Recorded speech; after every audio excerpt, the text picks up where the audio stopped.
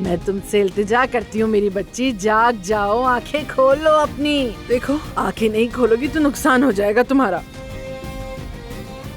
अरे अदनान बेटा, क्या तुम अब हमें अपनी साबका मंगेतर से नहीं मिलवाओगे?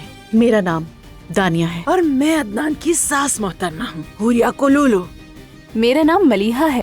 अच्छा हुआ आपने बता दिया, वरना मैं तो समझ रही थी कि आप दोनों नौकरानियां हैं।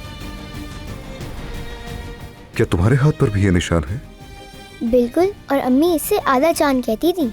देखो मेरे हाथ पर भी है ये निशान। अच्छा, तो क्या ये भी आधा चांद है? मुझे नहीं मालूम। हम क्यों ना इस बच्ची की कस्टडी ले लें, दानिया हमें तंग ना कर सके।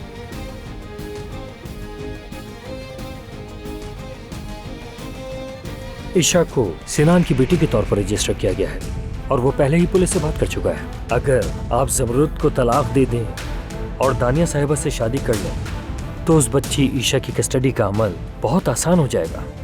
अदनान से शादी कर सकती हूँ। हमारी ये डील नहीं हुई थी, तुम हाथ से कैसे मुड़ सकती थी? तुम मुझे बच्ची का बताओगे, मैं तुम्हें ढेर सारा पैसा दूंगा, ये याद रखना। तुम्हारे लिए ये काम इतना मुश्किल भी नहीं। उठ जाओ और मुझे बचा लो प्लीज।